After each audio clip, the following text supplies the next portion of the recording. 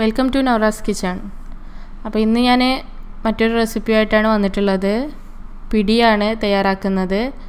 പിടി എന്ന് പറയുമ്പോൾ നമ്മൾ അരിപ്പൊടി വെച്ചിട്ട് തയ്യാറാക്കുന്ന പിടിയുണ്ട്, പക്ഷേ അതല്ല, ഈന്തും പൊടി വെച്ചിട്ട് തയ്യാറാക്കുന്ന പിടിയാണ്. ഈന്തും പൊടി പറഞ്ഞിട്ട് നമുക്ക് നാട്ടിലൊക്കെ സുലഭമായിട്ട് കിട്ടും. അപ്പോൾ വീഡിയോക്ക് പോകുന്നതിൻ്റെ മുന്നേ തന്നെ എല്ലാവരോടും പറയാണ്, നവറാസ് കിച്ചൺ ആദ്യമായിട്ട് കാണുന്നവരാണെന്നുണ്ടെങ്കിൽ ദയവായി സബ്സ്ക്രൈബ് ചെയ്യുക. കൂടെ ആ ബെല്ലൈക്കൺ കൂടി ക്ലിക്ക് ചെയ്താൽ നമ്മളിടുന്ന പുതിയ വീഡിയോസൊക്കെ നിങ്ങൾക്ക് നോട്ടിഫിക്കേഷനായിട്ട് നേരത്തെ തന്നെ കിട്ടുന്നതാണ്. അതുപോലെ നിങ്ങൾ ഓരോ റെസിപ്പീസിനും കമൻറ്റുകൾ അറിയിക്കുക. എന്താ പറയുക, എല്ലാവരും സപ്പോർട്ട് ചെയ്യുക. അപ്പോൾ നമുക്ക് എങ്ങനെയാണ് ഈ പിടി ഉണ്ടാക്കിയെടുക്കുന്നത് നോക്കാം. അപ്പോൾ ഞാനിവിടെ ഓൾറെഡി ആദ്യം തന്നെ തയ്യാറാക്കി വെച്ചതാണ് പിടി. ഇത് നാട്ടിൽ നിന്ന് കൊടുത്തയച്ച പിടിയാണ്. അവർ ഉണ്ടാക്കിയിട്ട് ഫ്രീസാക്കി കൊടുത്തയച്ചുകൊണ്ടാണ് ഇത് നല്ല കട്ടയായി നിൽക്കുന്നത്. അപ്പോൾ ഞാനിപ്പോൾ ഇത് ഫ്രിഡ്ജിൽ നിന്ന് എടുത്തതാണ്. ഇത് ഒരുപാട് കട്ടയുണ്ട്, ഒന്നും കൂടെ കട്ട ഉടയാനുണ്ട്. അപ്പോൾ ഇത് തയ്യാറാക്കി എടുക്കുന്നത് നമ്മൾ സാധാരണ അരിപ്പൊടിയൊക്കെ ഇട്ട് വാട്ടിയിട്ട് തയ്യാറാക്കുന്ന ആ ഒരു രൂപത്തിൽ തന്നെ, എന്നിട്ട് പിടി ഉണ്ടാക്കുക. വലിയ ഇതൊന്നുമില്ല. അതുപോലെ തന്നെയാണ് നമ്മൾ ഈ പിടിയും തയ്യാറാക്കി എടുക്കുന്നത്. അപ്പോൾ ഞാൻ ആദ്യം കാണിച്ചു തരണമെന്നുണ്ടെങ്കിൽ എൻ്റെ അടുത്ത് ഈന്തിൻ്റെ പൊടിയില്ല. എനിക്കിതുപോലെ ഫ്രീസായി കിട്ടിയതുകൊണ്ട് ഇവിടുന്ന് കാണിക്കാൻ പറ്റിയിട്ടുള്ളൂ. അപ്പോൾ ഇനി നമുക്ക് ഇതിനെ ഒന്ന് ഐസ് പോകാൻ വേണ്ടി മാറ്റി വെക്കണം.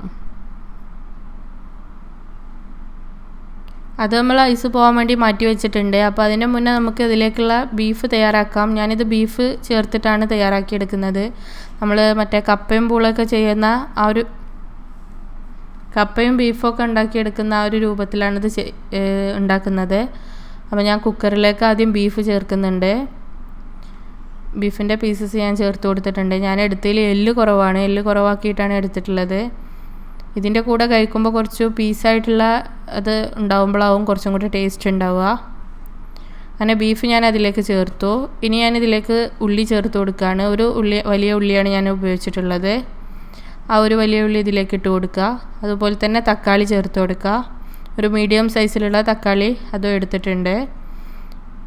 പിന്നെ അതുപോലെ ഞാൻ ഇതിലേക്ക് 1 ടേബിൾ സ്പൂൺ ഇഞ്ചി വെളുത്തുള്ളിയും കൂടെ മിക്സാക്കി ചതച്ചത്, അതുപോലെ 2 വലിയ പച്ചമുളക്, ഇത്രയും ഇതിലേക്ക് ചേർത്തിട്ടുള്ളത്. ഇനി ഇതിലേക്ക് നമുക്ക് പൊടിവർഗ്ഗങ്ങളാണ് ചേർക്കേണ്ടത്. ഒരു 1/2 ടീസ്പൂണോളം മഞ്ഞൾപ്പൊടി,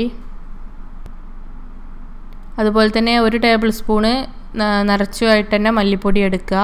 നമ്മൾ ബീഫൊക്കെ വേവിക്കുമ്പോൾ കുറച്ചധികം മല്ലിപ്പൊടിയുടെ ടേസ്റ്റ് ഉണ്ടാവും. അപ്പോൾ 1 ടേബിൾ സ്പൂൺ മല്ലിപ്പൊടി എടുത്തിട്ടുണ്ട്. 1 ടേബിൾ സ്പൂൺ മുളക് പൊടി, പാകത്തിനുള്ള ഉപ്പ് ചേർത്ത് കൊടുക്കുക നമുക്ക്.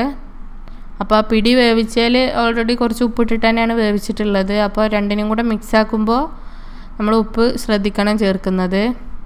അതുപോലെ തന്നെ ഞാനൊരു 1/4 ടീസ്പൂണ് വലിയ ജീരകം ചേർക്കുന്നുണ്ട് ഇതിലേക്ക്.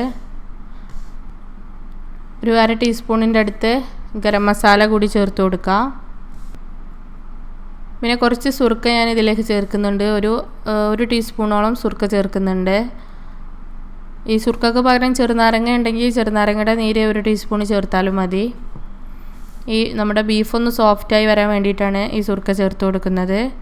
ഇത്രയും ചേർത്തിട്ട് നല്ലോണം ഒന്ന് ഇതിനെ മിക്സാക്കി കൊടുക്കുക. നമുക്ക് മസാല എല്ലായിടത്തും പിടിക്കുന്ന രൂപത്തിൽ തന്നെ മിക്സാക്കി കൊടുക്കുക.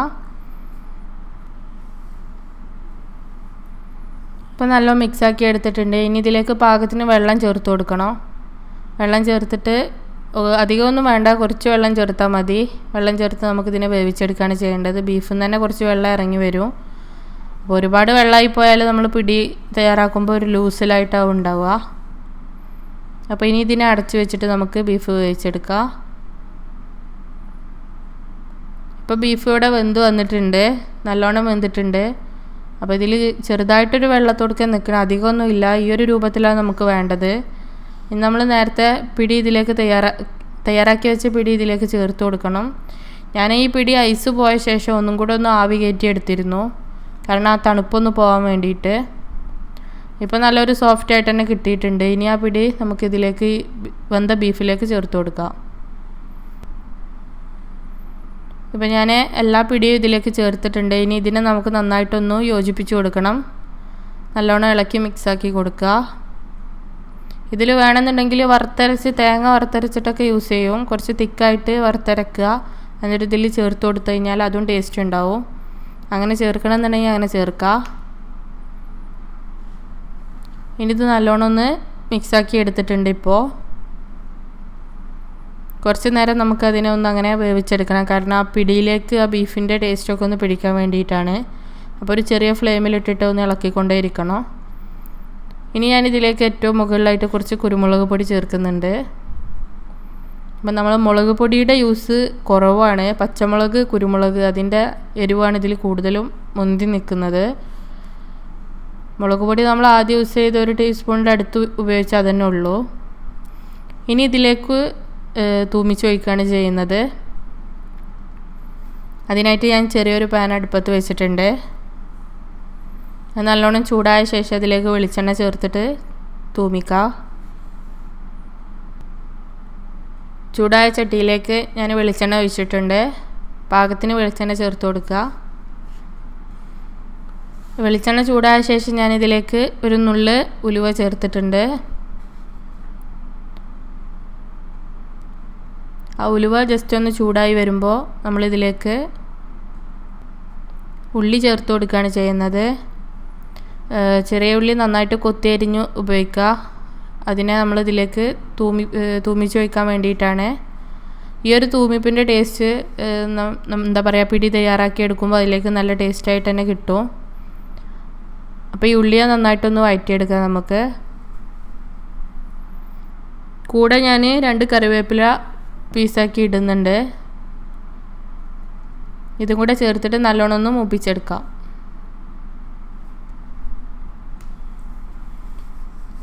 ഇപ്പോൾ ഉള്ളി ഇവിടെ നന്നായിട്ട് മൂത്ത് വന്നിട്ടുണ്ട്. ഇനി നമ്മൾ നേരത്തെ തയ്യാറാക്കി വെച്ച പിടിയുടെ മിക്സിലേക്ക് ഇത് ചേർത്ത് കൊടുക്കുകയാണ്. തൂമിച്ച ഉള്ളി അതിലേക്ക് നല്ലോണം വടിച്ച് ചേർത്ത് കൊടുക്കുക. എന്നിട്ട് ഒന്നും കൂടെ നമുക്കിതിനെ നന്നായിട്ടൊന്ന് മിക്സ് ചെയ്ത് കൊടുക്കാം. ആ ഉള്ളിയുടെ ടേസ്റ്റും ആ വെളിച്ചെണ്ണയുടെ ഒരു തൂമിപ്പിൻ്റെ ഒക്കെ ഒരു ടേസ്റ്റ് എല്ലായിടത്തും പിടിക്കുന്ന തരത്തിൽ നല്ലോണം ഒന്ന് മിക്സാക്കി കൊടുക്കുക. അപ്പം നല്ല ഡ്രൈ ആയിട്ടാണ് ഇരിക്കുന്നത്. ഒരു ചെറിയ കുഴമ്പ് രൂപത്തിലാണ്, ഇങ്ങനെയാണ് വേണ്ടത്. അപ്പോൾ ഒരുപാട് അങ്ങോട്ട് ഉടഞ്ഞതായി പോവുകയും ചെയ്യരുത്, എന്നാലോ തീരെ വേവാത്ത രൂപത്തിലാവുകയും ചെയ്യരുത്.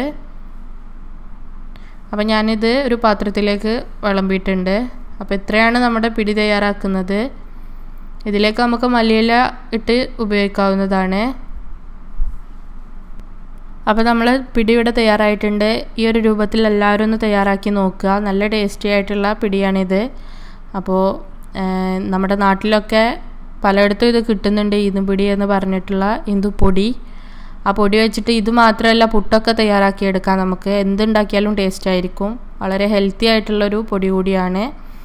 അപ്പോൾ എല്ലാവരും നവറാസ് കിച്ചൺ ആദ്യം പറഞ്ഞ പോലെ തന്നെ കാണാത്തവരാണെന്നുണ്ടെങ്കിൽ ദയവായി സബ്സ്ക്രൈബ് ചെയ്യുക, ബെല്ലൈക്കൺ ക്ലിക്ക് ചെയ്യുക. Thank you for watching.